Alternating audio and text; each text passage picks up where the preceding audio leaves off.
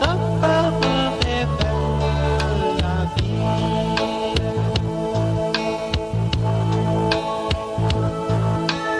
Elle montre le chemin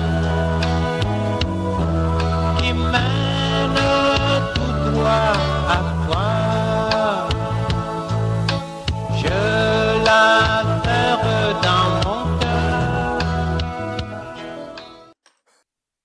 Bienvenue dans votre émission à l'écoute du Seigneur. Prions ensemble le Seigneur. Éternel notre Père, éternel notre Dieu, nous voulons te dire merci. Nous te sommes infiniment reconnaissants pour tout ce que tu ne sais de faire dans nos vies. Et nous prions, Père éternel, que ces paroles que nous écoutons ne tombent pas dans les oreilles de sourds. Prépare chacun de nous, Seigneur, comme ton retour est si proche. Dans le glorieux nom de Jésus-Christ, nous avons prié. Amen. Le thème que nous abordons, c'est « Gardez-vous des faux prophètes ». Gardez-vous des faux prophètes. Dans le livre de Matthieu, chapitre 7, le verset 15. Matthieu, chapitre 7, nous lisons le verset 15. Gardez-vous des faux prophètes. Ça, ce sont les paroles véritables de Jésus-Christ. Il dit, gardez-vous des faux prophètes. Mais avant le verset 15, il y a une chose que Jésus a dite au verset 13. Entrez par la porte étroite, car large est la porte, spacieux est le chemin qui mène à la perdition. Et il y en a beaucoup qui entrent par là. Verset 14. Mais étroite est la porte, resserrez le chemin qui mène à la vie. Et il y en a peu qui les trouvent. Donc d'abord, Jésus-Christ parle des deux voies. La voie qu'on appelle la voie spacieuse, le chemin large, sur lequel tout est permis dans ce monde, tout est autorisé. Sur la voie large, la voie spacieuse, on peut être dans l'homosexualité, dans le lesbianisme, on peut être dans les vices contre nature, on peut se dépigmenter, se tatouer le corps. Ça, c'est la voie large. Tout est autorisé, tout est permis, parce que Satan veut que le grand nombre puisse aller en enfer avec lui. Toi, tu n'iras pas en enfer. Nous n'irons pas en enfer. Dans le nom de Jésus-Christ. Mais ce n'est pas juste une affaire de confession et de dire je n'irai pas en enfer. Quand il y a un examen, tu as un enfant qui va à l'examen et qui tout le temps te dit je n'échouerai pas. Papa, moi, je n'échouerai pas. Mais il est tout le temps en train de jouer au ballon, regarder la télévision du matin au soir, dormir, roupiller, il se réveille, il s'empiffre le ventre, et il dit, je n'échouerai pas. Il va échouer, parce que rien ne se perd, rien ne se crée, tout se transforme. Donc, afin d'aller au ciel, c'est pas juste une affaire de confession. J'irai au ciel, non. C'est d'abord une affaire de connaissance de la parole. Savoir ce que Dieu dit, ce que Dieu veut, ce que Dieu n'aime pas, ce que Dieu refuse, ce que Dieu agrée. Et il dit, la voie large, la voie spacieuse, tout est permis, tout est autorisé. Le mensonge, le vol, la bagarre, les injures, les querelles, l'animosité. Les jeux de hasard, on peut jouer à ça, tout est permis. Avoir plusieurs divinités dans sa maison, t'es autorisé. Parce que Satan, ce qu'il veut, c'est ne pas aller en enfer seul. Aller en enfer avec le grand nombre. Et je suis désolé de vous dire qu'il est fortement en train de réussir son pari. Non pas parce que Dieu est faible, mais parce que les hommes aiment Satan. Il faut le dire en termes clairs. Les hommes aiment Satan. Je me dis, non mais qui aime Satan? Celui qui aime le péché aime Satan. Ça va sans dire. Tu aimes la fornication, tu aimes Satan. C'est une implication directe. Tu es dans l'adultère, tu aimes Satan. Tu as ta femme, mais tu la laisses. Et tu as d'autres au dehors que tu gères. Que tu le veux, mon ami, tu aimes le diable. Et tu le paieras très cher. Parce que quiconque aime le diable, implicitement ou explicitement, le payera cher. Il le payera au prix de son âme. Tu peux te cacher derrière la religion, derrière les dons à l'église, les aumônes. Satan s'en fout. Il t'enverra là-bas.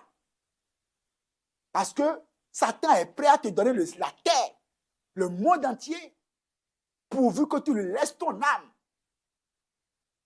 Et c'est en cela que Jésus a dit que servirait-il à un homme de gagner le monde entier s'il perdait son âme? Ça sert à quoi d'être dans une maison luxueuse? Si après la mort, tu dois aller en enfer, ça sert à quoi? Que sert-il à un homme de gagner l'honneur, la gloire, la popularité, l'éloge? Si après cela, l'avion de ta vie doit atterrir en enfer. Ça sert à quoi? Jésus dit, la voie large, la voie spacieuse, vous les verrez dans les boîtes de nuit, vous les verrez tous nus, des gens qui n'aiment pas Dieu, qui s'en foutent de Dieu. Les dimanches, on n'aime pas aller adorer Dieu les dimanches, non. On va prendre son temps à aller faire le sport, se promener sur la voie, rien contre le sport, rien contre les sportifs.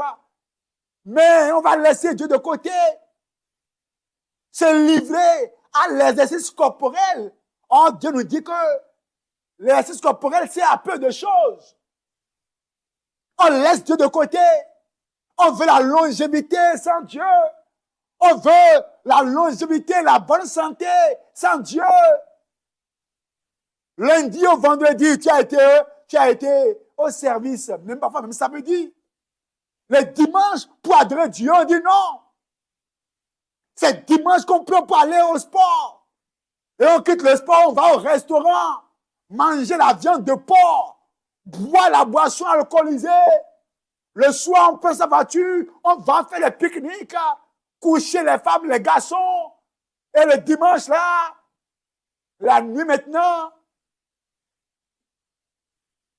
on se couche et on pense qu'on a fait la belle vie. C'est ça la belle vie, la voie spacieuse, la voie du tout est permis. L'éternité est en train de crier. Les flammes de l'enfer sont en train de crier. Regarde, ouvre tes yeux et vois le bruit, entends le bruit des flammes de l'enfer. Ouvre tes yeux et regarde l'éternité. Ton âme qui s'avance lentement, mais sûrement vers l'éternité. Écoute le cri de ton âme. Ton âme te dit, mon patron, l'éternité est si proche. Et que sert-il à un homme de gagner le monde entier s'il perdait son âme? Et donc, Jésus nous parlant, il parlait de la voie spacieuse. Verset 14 va dire, mais étroite est la porte, resserrez le chemin qui mène à la vie. Et il y y en a peu qui les trouvent. Peu qui les trouvent. Verset 15. Gardez-vous. Voyez, lorsqu'il a parlé de la voie étroite, la voie qui mène au ciel, la voie glorieuse, oh, ce beau chemin, mais jonché d'épines, le chemin sur lequel tout n'est pas autorisé, tout n'est pas permis sur le chemin-là. Il dit verset 14, mais étroite est la porte est étroite. Quand tu viens là avec assez de bagages, mon ami, tous tes bagages ne peuvent pas passer par la porte étroite. Si quelqu'un t'a menti pour te dire que tu peux garder 2 femmes sur tes épaules pour rentrer par la porte étroite, dis-lui que la porte est trop étroite pour garder 2 femmes avec toi. Si quelqu'un t'a menti pour te dire qu'on peut garder le verre de whisky, la bouteille de whisky pour rentrer par la porte, dis-lui que la porte est trop étroite, que la bouteille de whisky ne peut pas passer par là. Dis-lui ça. Tu rentres seul, avec ton âme. Ah, je vais garder la cigarette en main. Je vais garder l'hypocrisie en main. La duplicité en main. Tu ne peux pas garder ça. Lorsqu'on veut rentrer par la porte étroite, tu dois être prêt à subir le brisement divin. Le Seigneur te brise, te dépouille, te dénude de tout ce qui est iniquité. Et c'est donc pour ça que Dieu dit Jésus dit que l'apôtre dira que si quelqu'un est en Christ, il est une nouvelle créature. Les choses anciennes sont passées. Voici, toutes choses sont devenues nouvelles. On ne peut pas garder l'ancienne vie pour rentrer par la porte étroite. On ne peut pas garder la copine du monde pour rentrer par la porte étroite, mon ami. Je suis désolé. La religion sans Dieu, la religion sans Christ. Oh, ma religion adorée, c'est ma religion. Je mourrai dedans. La meilleure religion du monde. La religion mère, la maman des religions. La première religion, mon ami. Ta religion et toi ne peut pas rentrer par la porte étroite. C'est toi qui rentreras. C'est toi seul. Soit qui te parle de religion. On te parle de Jésus, tu dis religion. Non, moi, c'est la religion importée. Moi, je ne peux pas. Qui te parle de religion? On t'a dit que Jésus est une religion? Jésus-Christ n'est pas le christianisme. Non. Jésus-Christ est Jésus-Christ. Jésus-Christ n'a pas dit « Je suis le christianisme ». Il dit non. Jésus dit « Je suis le chemin, la vérité et la vie ». Puisque dans le christianisme, il y a plusieurs sortes de... Donc, Jésus n'est pas dans la religion. Jésus, c'est une vie. Jésus, c'est un caractère. Jésus, c'est une mode de pensée. Jésus-Christ, c'est la sainteté. Jésus-Christ est le chemin, la vérité et la vie.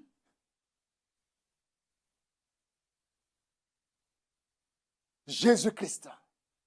Et, parlant de la porte étroite, il va maintenant se mettre à nous dire, parlant de la porte étroite, il dit maintenant verset 15, gardez-vous des faux prophètes. Vous qui voulez entrer au ciel, vous qui soupirez à gagner le ciel, vous qui avez compris que la vie ne s'arrête pas à ce monde, vous qui avez eu la grâce de comprendre qu'il y a une vie après la mort, vous qui avez compris que le ciel est une réalité, vous qui avez compris que le corps ira à la poussière, mais que l'âme ira dans l'éternité. Et vous qui cherchez Dieu, avec votre cœur, votre âme, votre pensée. Le Seigneur vous dit maintenant, vous, mes enfants, verset 15, gardez-vous des faux prophètes. Oh, le Seigneur nous dit ça pourquoi? Parce que Dieu ne veut pas que tes efforts soient multipliés par 0. Il y a plusieurs personnes dont les efforts ont été multipliés par 0 à cause des faux prophètes. Le faux prophète n'est pas celui qui vient à toi en vêtements noirs. Non. Le faux prophète aussi porte veste. Le faux prophète porte cravate. Le faux prophète parle un bon français. Le faux prophète connaît la Bible. Il peut te citer les versets. Il peut te lire les versets. Mais c'est un spécialiste à détourner ou à tordre le cou au verset. Dans une éloquence totale. Le faux prophète va te tordre le cou de la parole dans une éloquence totale. Il dit, gardez-vous des faux prophètes. Ils viennent à vous en vêtements de brebis. Mais au-dedans, ce sont des loups ravisseurs.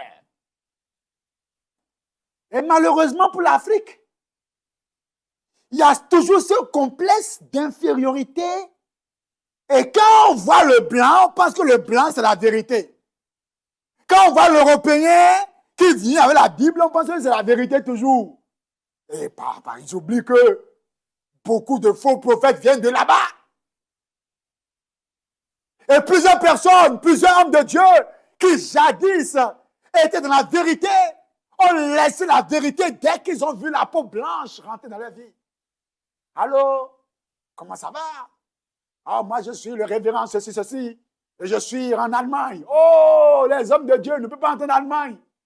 Ils ne peuvent pas entendre le mot Allemagne. Ah, mais moi, je suis en Belgique. Ah, Belgique, c'est fini. Tout ce qui vient de Belgique, c'est la vérité. Donc, moi, je vis, je suis en Angleterre. Angleterre, ah, ok. Le monsieur va laisser la vérité.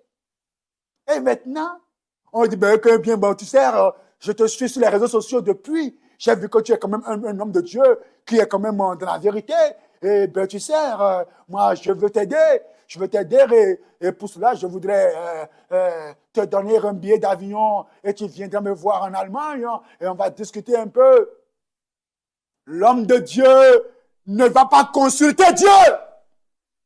L'homme de Dieu va se mettre à trembler devant la peau blanche, pensant que quand on parle d'Allemagne, on parle de Belgique, de la France, c'est la vérité qui est faussement là. Le faux prophète peut venir de n'importe où. Le faux prophète peut être caché n'importe où. Le faux prophète peut venir de n'importe où, mon ami. Il y en a qui pensent que le faux prophète ne vient que du village. Non! Et puis il voyage. On lui donne de l'argent pour construire son assemblée. 10 millions. L'homme de Dieu qui a rarement vu 200 000, 500 000, on lui fait chèque de 10 millions de francs CFA. Maintenant, on lui dit, mon ami, non, tu prêches bien. Mais seulement que je ne voudrais plus que tu prêches. Si tu as fait des 10 000 offrandes, laisse les dîmes de côté. Laisse les dîmes. Tu sais, afin de sanctification dont tu parles, c'est dans quelle personne verra le Seigneur. Je pense que tu exagères un peu, tu vois. Est-ce que tu me comprends là? Je vois que tu es trop zélé. Tu es trop zélé. Tu as l'air un peu extrémiste, tu comprends? Tu vas un peu au-delà des bornes. Il faut essayer de diluer. Il faut diluer parce que tu sais, Jésus-Christ, c'est la grâce. Tu sais, Jésus-Christ, c'est l'amour. Tu vois, Jésus-Christ, c'est la douceur. Et quand tu parles de la fornication, l'adultère, mais qui de nous peut dire qu'il est saint réellement? Alors donc, si tu es prêt à laisser ces choses-là, bien, nous, tu sais, nous, on va te supporter. Tu viendras ici fréquemment, tes enfants viendront ici pour étudier, et puis ta vie sera belle parce que tu es un grand homme de Dieu, mais tu souffres beaucoup. Tu souffres beaucoup. Première caractéristique des faux prophètes, c'est que ils ont l'apparence de sainteté. Matthieu 7, 15. Ils viennent à vous en vêtements de brebis, mais au-dedans, ce sont des loups ravisseurs. C'est ça. Des loups qui déchirent l'âme. Des loups qui arrachent l'homme de la destinée du ciel. Des loups qui se jettent sur les chrétiens, les déchirent et les arrachent de la vocation céleste en Jésus-Christ. Oh Seigneur, nous te prions, épargne-nous de ça, épargne-nous de cela, épargne-nous de ce malheur. Au nom de Jésus-Christ. Deuxième chose, c'est que les faux prophètes ne sont reconnaissables qu'à leurs fruits. Ça veut dire que c'est pas une affaire de non, il connaît la parole. Il dit, non, tu sais, cet homme de Dieu, j'aime l'écouter. Il prêche bien, il enseigne bien. Oui, non, vraiment, lorsqu'il, mon ami, mais tu regardes ce qu'il lui a apporté. Regarde comment il se dépigmente. Non, ne parlez pas contre les hommes de Dieu. Hein. Il est un homme de Dieu, mais c'est un homme de Dieu, mais il s'est percé les oreilles. Hein? Est-ce que non? Non, attention, ne parlez pas contre l'homme de Dieu. La foi, c'est dans le cœur. Les ignorants qui refusent de voir. Le faux prophète, quand vous le regardez très bien, il y a toujours la signature de Satan dans ses actions. On dit, vous les reconnaîtrez à leurs fruits. Donc, il faut les regarder. Souvent, c'est des gens qui sont vaincus par l'immoralité. Allez fouiller, vous allez entendre des histoires. Il a couché avec moi. Il m'a pris dans son bureau. Il m'a abusé. Parce que le faux prophète n'a pas le pouvoir de vaincre le péché. Le faux prophète ne peut pas marcher victorieusement sur le péché. Allez les voir.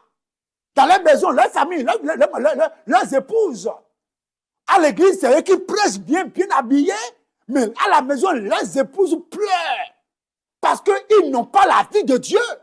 Ils n'ont pas la nature de Dieu. Et malheureusement, les disciples les suivent. Oh non, daddy, oh daddy, I'm so glad. Oh daddy, I love you so much. Oh my daddy, ne parlez pas de mon daddy, mamie. Et mamie aussi, elle a fait les ongles longs. Elle dit qu'elle est chrétienne, mais les ongles que sont les fausses ongles là, c'est nyanga, comme ça. Et mamie, même quand on dit d'ouvrir, même canette là, elle ne peut pas ouvrir. Parce que c'est les fausses ongles à porter. Elle ne peut pas ouvrir ça. Parce que les fausses ongles là vont se casser. Et vous ne voyez pas ces fruits-là. Des gens qui se disent oh, hommes de Dieu, mais arrogants. Ils ne peuvent pas se contenir. C'est à leurs fruits qu'on les reconnaît. Les faux prophètes vont bien prêcher, mais sont des arrogants. Peuvent te maudire facilement. Les voilà. Des gens qui maudissent. Tous azimuts te maudissent. Maudissent les femmes. Tu n'es pas d'accord avec lui, il te maudit. Il te maudit. Oh, Dieu a dit ne maudissez pas, mais eux, ils maudissent. C'est eux, les faux prophètes.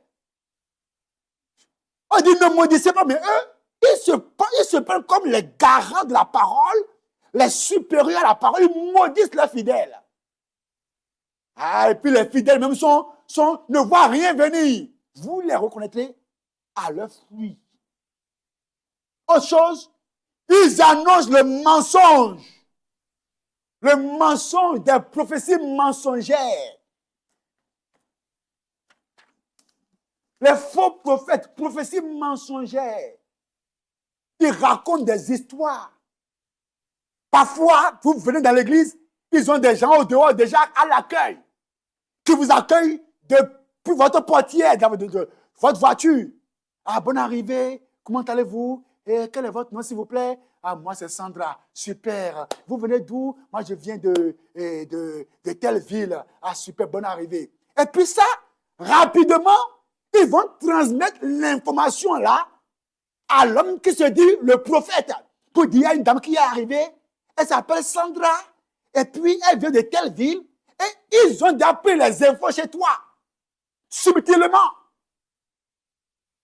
Et en plein culte, on dit, je vois dans mon esprit une certaine Sandra, je ne vois pas bien le nom, mais je vois Sandra. Elle a gardé une voiture blanche en venant ici. Et Sandra est étonnée. Sandra a oublié que quelqu'un lui a demandé son nom au dehors.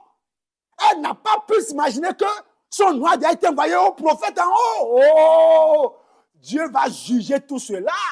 Oh, j'ai vu Sandra, j'ai vu. Elle a 2 enfants. On a déjà fait le rapport en haut là-bas. C'est des menteurs, un réseau de menteurs. Un réseau, une mafia. Voilà le mot, une mafia. Que Dieu nous en libère, vous en délivre. Le mensonge. Jérémie 23, verset 16. Ainsi parle l'Éternel des armées. N'écoutez pas les paroles des prophètes qui prophétisent. Ils vous entraînent à des choses de néant. Ils disent les visions de leur cœur et non ce qui vient de la bouche de l'Éternel. Ils disent à ceux qui me méprisent, l'Éternel a dit, vous aurez la paix. Et ils disent à tous ceux qui suivent les penchants de leur cœur, il ne vous arrivera aucun mal. Ah, j'ai vu, monsieur, venez. Ah, je vois. Je te vois avec un visa de Canada. Alléluia, on acclame. Oh, Dieu dit que les gens qui me méprisent, quelqu'un qui a 2 femmes, 3 femmes, tu n'arrives pas à voir ces choses-là sur lui. Son adultère, ça, on ne voit pas ça.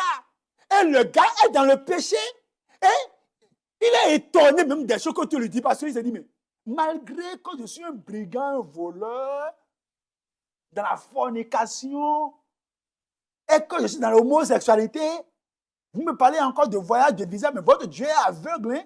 Il est aussi étonné. On ne voit pas. Dieu dit quoi? Il dit, il vous entraîne à des choses de néant. Ils disent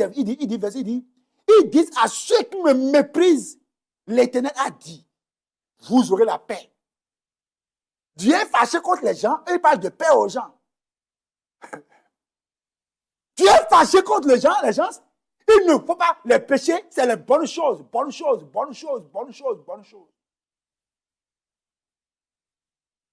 Le temps est passé. On va peut-être revenir encore sur la deuxième partie. De gardez-vous des faux prophètes. J'ai été quelque part quand j'étais encore plus jeune. Et puis les prophètes étaient venus. Et puis les hommes de Dieu sont arrivés, étaient assis quelque part là-bas. Quelqu'un a quitté l'extérieur. Le gars a quitté l'extérieur. Il y avait les bancs pour ceux qui ont quitté l'extérieur. Et quand un homme de Dieu vient au pupitre, toutes les prophéties là, ça concerne leur réseau. C'est ceux qui ont quitté l'extérieur là. Les prophéties ne sont orientées que vers eux là-bas. Les prophéties ne sont orientées que vers ceux qui ont quitté l'extérieur. Il n'y a aucune prophétie pour les pauvres. Le gars a quitté Genève, on prophétise de bonnes choses sur lui. Donc, il flatte les pécheurs. Voici encore, il flatte les pécheurs.